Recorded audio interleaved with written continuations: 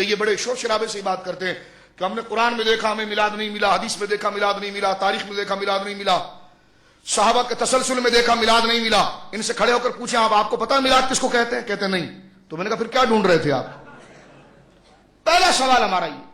آپ کہتے ہیں کہ قرآن میں مجھے میلاد نہیں ملا، حدیث میں میلاد نہیں ملا. ان سے پوچھیں کہ آپ کہتے ہیں کہ میلاد کہیں نہیں لکھا ہوا، کیا آپ بتا سکتے ہیں کہ میلاد کا معنی کیا ہے؟ کہتے پیدائش کا دن. میں نے کہا آپ کو یہ لفظ کہیں نہیں ملا؟ کہنے لگا یہ تو ہے. تو میں نے کہا پھر کیا کہہ رہے تھے کہ آپ میلاد نہیں ملا؟ تو یہ نام کچھ لیتے ہیں بات کچھ کرتے ہیں. یعنی ہمیں تو کہیں ملا ہی نہیں ثبوت میلاد کا، نہ قرآن میں ملا نہ حدیث میں ملا. تو میں نے کہا بھائی ملنے سے پہلے ڈھونڈنا پڑتا ہے کہ وہ ہے کیا. آپ کو پتا ہے میلاد کس کو کہتے ہیں؟ کہنے لگے نہیں. میں نے کہا یہ جو 100 سال لگا کر آپ نے لائبریری چھان لی، اتنی زحمت گوارا کی، کم سے کم پہلے یہ تو سمجھ لیتے کہ میلاد کہتے کس کو، پھر تحقیق کرتے نا. کتنا عجیب و غریب سوال ہے کہ جب ہمیں قرآن میں میلاد نہیں ملتا ہے، حدیث میں میلاد نہیں ملا، صحابہ کے تسلسل میں میلاد نہیں ملا. تو میں نے کہا بیٹھ کر پہلے یہ طے کریں نا میلاد کہتے کس کو ہے، کس کو کہتے ہیں میلاد؟ میلاد کا لفظ کہاں بولا جاتا ہے؟ میلاد کا معنی کیا ہے؟ آپ اگر مطلب نہیں جانتے تو معنی بتا دیجئے. کہنے لگے جی پیدائش کے دن کو کہتے ہیں. میں نے کہا مسلم شریف میں حضور نے فرمایا کہ پیر کا روزہ میں رکھتا ہے اس لیے کہ یہ میری پیدائش کا دن ہے.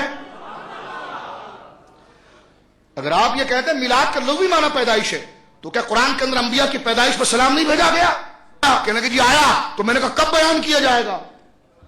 کہنے لگا کب کیا جائے گا؟ میں نے کہا یہ ربیع الاول میں کیا جائے گا، اور اسی بیان کرنے کو میلاد کہتے ہیں. ناراض ہونے کی کوئی بات نہیں ہے. یہ دیکھا جائے کہ کس کی مخالفت مول لی جا رہی ہے. ذرا توجہ سے سنیں آپ. داڑیاں سفید ہو جاتی ہیں پڑھتے پڑھانے میں، یہ نہیں سوچتے. میں نے کہا بھائی آپ کس کی مخالفت کر رہے ہیں؟ یہ سارا زور کس کے خلاف صرف کر رہے ہیں؟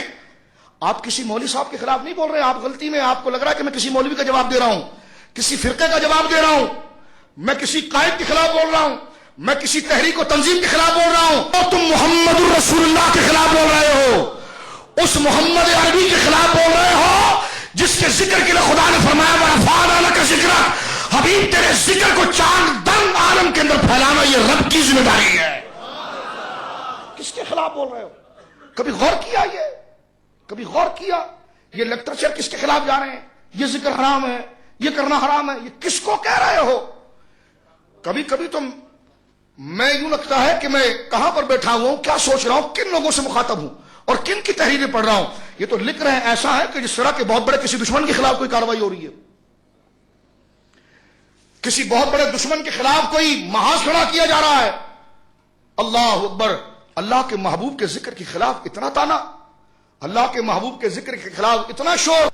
عام بچے کی پیدائش کے ذکر کو جائز رکھا جا رہا ہے، اور سید عالم صلی اللہ علیہ وسلم اللہ کے محبوب جن کا نام کلمہ مبارک میں ہے، جن پر یقین کیے، مانے اور محبت کیے بغیر نہ نماز بچا سکتی ہے، نہ روزہ بچا سکتا، کوئی نہیں بچا سکتا. ان پر ایمان لانا پہلے ہے، ان سے محبت کرنا پہلے ہے. مولا علی تو یہ کہتے ہیں کہ ہم تو ایڑیوں پر پیشاب کرنے والے تھے، یا رسول اللہ آپ آ کر اپنی محبت کے قالب میں آپ نے ڈھالا، اب تو ہم رشک جبرائیل بن گئے ہیں. ایک آپ سمجھ رہے ہیں حضور کو اور ایک صحابہ سمجھتے ہیں. آپ حضور کے ذکر کو پسند نہیں کرتے، صحابہ حضور کے تھوک کو بھی چاٹ لیتے تھے. آپ حضور کی یاد کو پسند نہیں کرتے، صحابہ بولو براس کو نوش کر لیا کرتے تھے. آپ حضور کی تصور اور انگوٹھا چومنے کو بدعت کہتے ہیں، صحابہ کرام علیہم رضوان تو سید عالم صلی اللہ علیہ وسلم کے پسینے مبارکہ کو اپنی شفا سمجھتے تھے. تو فرق کیا ہے؟ تم محض بندہ سمجھ رہے ہو اس لیے تم سے گستاخی ہو رہی ہے، وہ اللہ کا محبوب سمجھتے تھے اس لیے بول و براز بھی پی جایا کرتے تھے. فرق نظریے کا ہے.